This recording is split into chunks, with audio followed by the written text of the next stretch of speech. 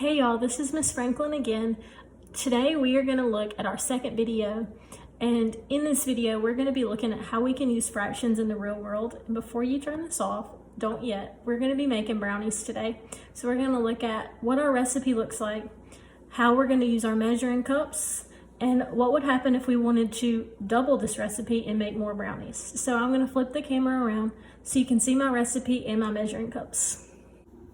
So as you can see, I have little spoons to measure, I have my recipe, and then I have 3 different measuring cups. So what we're gonna do is take our recipe and figure out what measuring cup we're gonna use for which ingredient.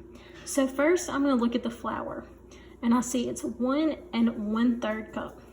Well, this measuring cup measures 1 cup exactly. This one measures 1/4 cup, and this one measures 1/3. So for flour, we're gonna write that down. Where are my markers going out?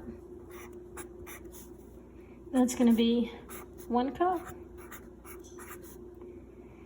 plus 1/3 cup. Next, I have cocoa powder, and I see that's 3/4 of a cup. Well, I don't have a 3/4 measuring cup, but I do have a 1/4. So I need to think about how many 1/4s are in 3/4. So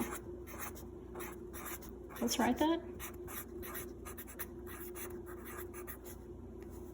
So 3/4 could be the same as 1/4 plus 1/4 plus 1/4. And we know when we add fractions, we can look at their denominators. They're all the same. So I'm going to keep the same denominator, and 1 plus 1 plus 1 is 3. So we're going to use our 1/4 cup measure 3 times. Next, we have 1/2 teaspoon of baking powder. So I have 1 teaspoon and then 1 tablespoon. So I'm going to have to get another measuring spoon for those, because I can eyeball that and say, okay, well, I know about what a 1/2 is, but it's not going to be exactly right. So let's go back to the ones that have cups. Now we have 1 2/3 cup of sugar. So I'm going to come over here and let's break that apart. We have 1 cup plus 2/3. And again, I don't have a 2/3, but I have a 1/3. So I'm going to use 1/3 plus 1/3 to make my sugar. So 3 and 3, same denominator, so they're going to stay the same. And then 1 and 1 makes 2. So my fraction is going to be 2/3. And then my whole number is 1. And I go back to my recipe, I need 1 2/3. So that's how I'm going to get 1 2/3. Next, we're going to look at our butter. So we have 3/4 cup of butter.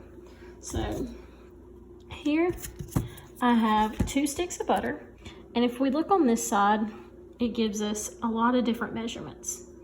But I see 1/4, and over here I had 3/4. So I have a common denominator here. So let's see, for our butter,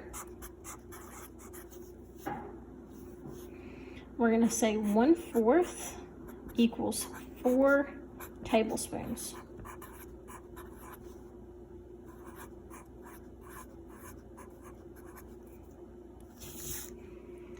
And I got that from the package. I have 1/4, but I need 3/4. So like we did earlier, I know that 1/4, 1/4, and 1/4 is 3/4. So I'm just going to add 2 more fourths. And each fourth is going to be 4 tablespoons. And I'm just going to abbreviate that with a T, a capital T. So if 1/4, 1/4, and 1/4 give me 3/4, 4 and 4, we're adding those together, is 8. 8 plus 4 is 12. That's going to be tablespoons. So from this stick of butter, I'm going to need 12 tablespoons. That's why I have 2. So one stick has 1, 2, 3, 4, 5, 6, 7, 8. And I'm going to need 12. So I'm going to have to use 1 whole stick, and then 1, 2, 3, 4. Or 4 out of 8. So we need 1 stick plus 4 out of 8 tablespoons. And I'm abbreviating tablespoons with a big T, a capital T. I'm looking at 4/8, and I see something in common. So 4 and 8 both have common factors, which is 4. So I could say, I could divide both sides of that by 4. I want to simplify that fraction. So 4 divided by 4 would be 1. 8 divided by 4 is 2. So I need 1 1/2 sticks.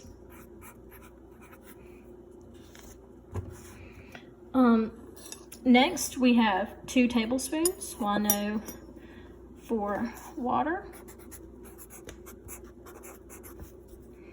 that's going to be, it's a 1 tablespoon measure, and I need 2 of them. So I'm going to do 1 tablespoon plus 1 tablespoon. And then eggs, we're just going to use 2 of them. And then vanilla, 2 teaspoons. So I'm going to take this teaspoon measure, and it's a 1 teaspoon measure, and I'm going to use it twice. And for teaspoons, you abbreviate those with a little t. I'm going to make my plus sign smaller. You do that. If you notice, this is our tablespoon, so it's bigger, and our teaspoon is smaller. So we give this one the big T and this one the small t. So now what I want us to think about is, what if we were making these brownies and we wanted to make them for a large group of people? One thing we could do is take our recipe and we could double it. And we know to double something, it means to multiply by 2.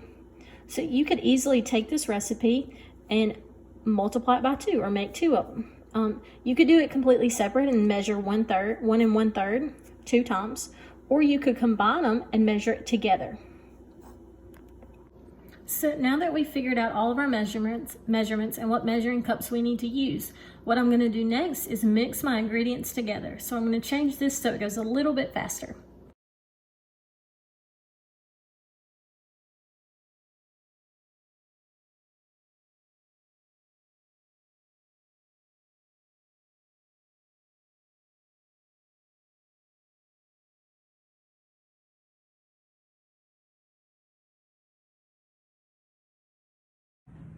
So now that I have all my ingredients mixed together, I'm ready to take my pan and spray it, and then pour my brownie batter in and bake it for 18 to 20 minutes at 350 degrees.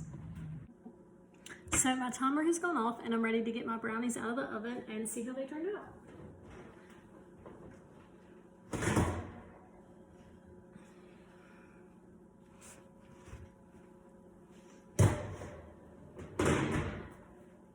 So here's what we got. While I'm waiting on my brownies to cool, I want to remind you about the Webster Parish School Board website, where you can access the COVID-19 Learning tab to get on your home and learning resources. And there's where you will find different lessons you can do at home for your different subjects. Also, if you need to contact me, you can do so via email or through Remind. I look forward to hearing from you soon.